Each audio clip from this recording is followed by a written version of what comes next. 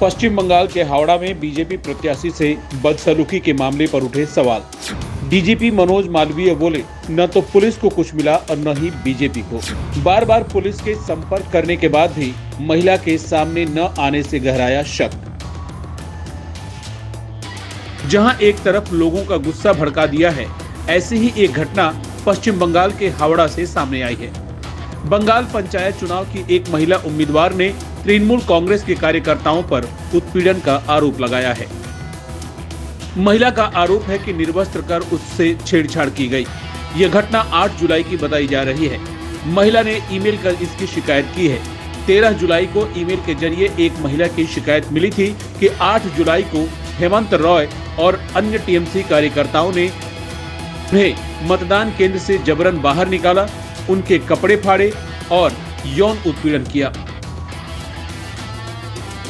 यह मामला पांचला पुलिस थाने में दर्ज किया गया है। महिला पंचायत चुनाव में बीजेपी की उम्मीदवार बताई जा रही है। मामले की जांच के दौरान महिला से मेडिकल दस्तावेज पेश करने और सीआरपीसी की धारा 164 के तहत अपना बयान दर्ज करने को कहा गया था, लेकिन अभी तक महिला ने इस पर कोई जवाब नहीं दिया है। जांच में स्थानीय प्रत्यक्षदर्शियों ने कहा कि 8 जुलाई को ऐसी कोई घटना नहीं हुई थी। अभी तक इसके कोई सबूत नहीं मिले हैं, लेकिन मामले की जांच जारी है। वो एक भद्र महिला को लेकर के एक केंद्र करके घटना हुई थी।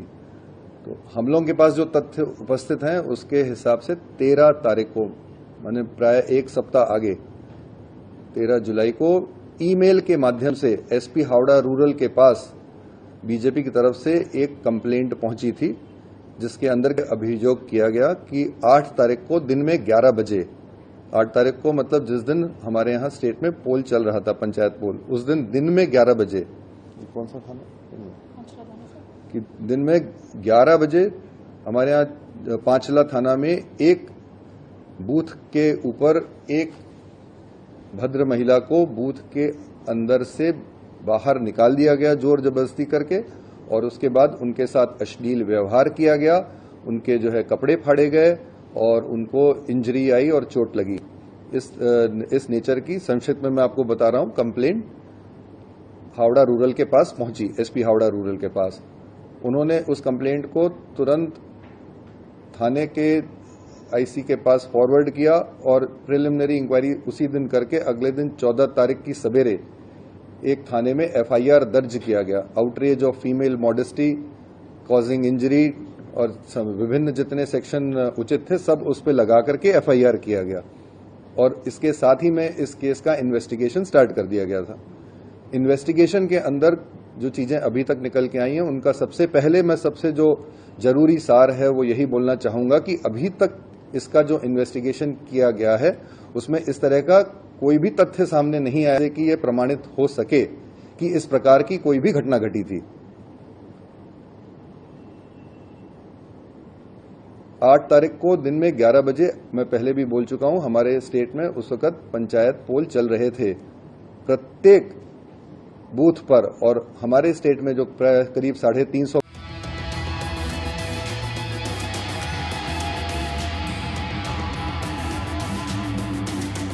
डीजीपी मनोज मालवीय ने तो यहां तक कह दिया है कि विपक्ष के नेता शुवेंदु अधिकारी और बीजेपी की फैक्ट फाइंडिंग टीम भी मौके पर गई थी, लेकिन उन्हें भी ऐसा कुछ नहीं मिला। इधर कथित पीड़ित महिला के साथ बदसलूकी का आरोप लगाते हुए बीजेपी नेत्री लॉकेट चटर्जी शुक्रवार को मीडिया के सामने रोने लगी और कहा कि हम भी महिलाएं हैं, हमें बचा लो। हम लोग भी महिला है, हम लोग भी चाहते हैं कि हमारा बेटियों लोग को बचा ले।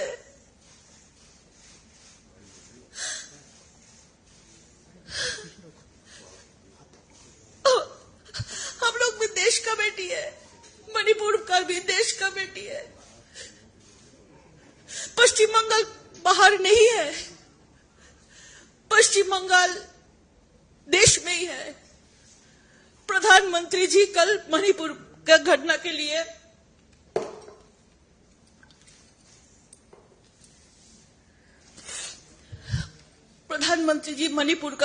लिए कल बोला, लेकिन सब राज्यों को बोला, हमारे सब बेटियों लोगों के लिए बोला कि सब राज्यों में कानून व्यवस्था स्ट्रांग होना चाहिए। सिर्फ मणिपुर का बेटी नहीं, देश का बेटी है वो। तो हम भी चाहते हैं कि हमारे लिए भी कुछ बात आप लोग करें। हमारा बेटी कहाँ जाएंगे? पंचायत चुनाव में जिला परिषद का प्रार्थी हमारे इलाका में, उसको मतलब दरअसल भारतीय जनता पार्टी के आईटी सेल प्रमुख अमित मालवीय ने ममता बनर्जी को कटघरे में खड़ा करते हुए ट्वीट कर कहा था कि क्या आपको कोई शर्म लिहाज है।